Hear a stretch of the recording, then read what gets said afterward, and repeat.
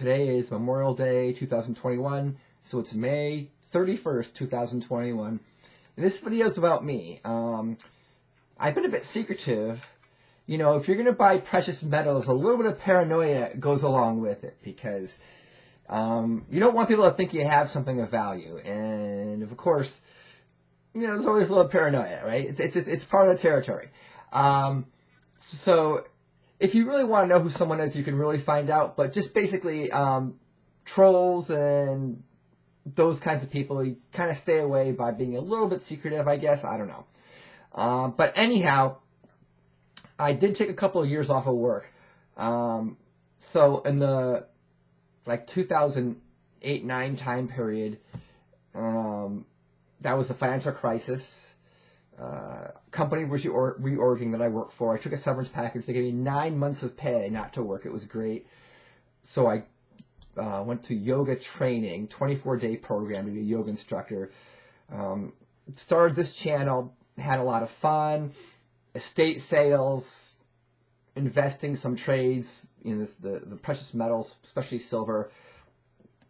Then after silver had that huge correction, I ended up going back to the working world. So I spent 6 years working for a small business. It was for an entrepreneur. He about 10 employees. The guy was in his mid-70s. He was actually almost 80 when he passed away earlier this year. So I did his computers, his accounting, purchasing, regulation, everything.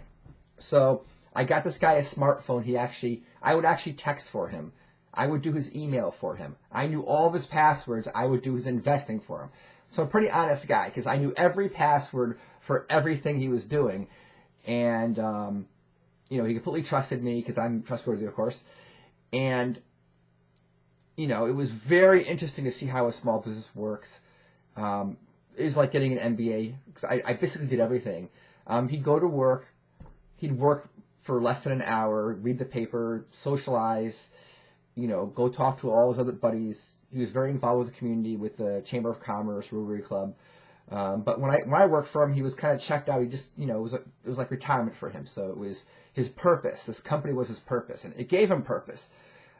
So he survived cancer, 2 heart attacks, stroke. He was diabetic. He had a toe infection. They wanted to remove his toe, his big toe. He said no. It actually healed on its own. Like the only shocking the doctors and everybody else, like this thing healed on its own. He's a diabetic, but he was so driven. This company was his purpose.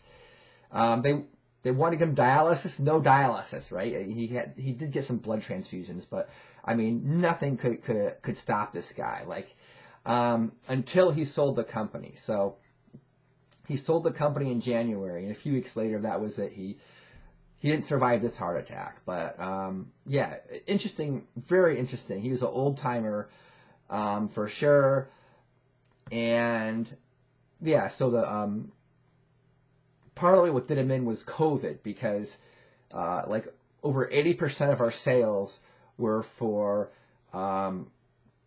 offices. So we had this one big customer, and when offices closed down, we lost 80% of our business. We still hung on. He sold the company in January. The new owners decided to really scale back and basically put the company on hold until the fall. So that was a few weeks ago. I became, quote, unemployed.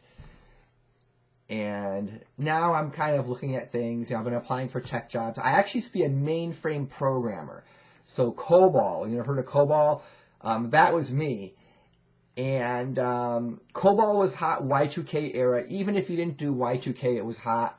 A lot of it was outsourced. And then COBOL started becoming hot again. A lot of COBOL programmers retiring. And also they're updating a lot of these legacy systems in the government because of changes with like the stimulus and so forth. So I've been applying for jobs, but like I haven't done it like in over a decade. So I'm taking Coursera courses on things like Python and so forth. But right now I'm kind of, you know, trying to think what do I want to do, you know. So I'm considering doing more trading. So in the past, didn't do a lot of trading, but I did a few key trades like the gold to silver ratio. Like when the gold to silver ratio is like, 1 ounce of gold for 100 ounces of silver, you're like, historically speaking, this is an anomaly, so you trade that. And as long as the gold to silver ratio narrows, you do well. Another thing I was trading was the price of gold to the price of gold miners, because obviously there's a huge correlation between the price of gold and the price of gold miners. When one becomes cheap compared to the other, you trade that. So I've only done a few of these trades. I'm considering doing more of these trades, not with most of my money, but a small percent. I still feel that you want to have most of your money in very safe things. And if you watch this channel, silver is considered a safe thing. Debatable, I guess. Based on the price action, you can debate no.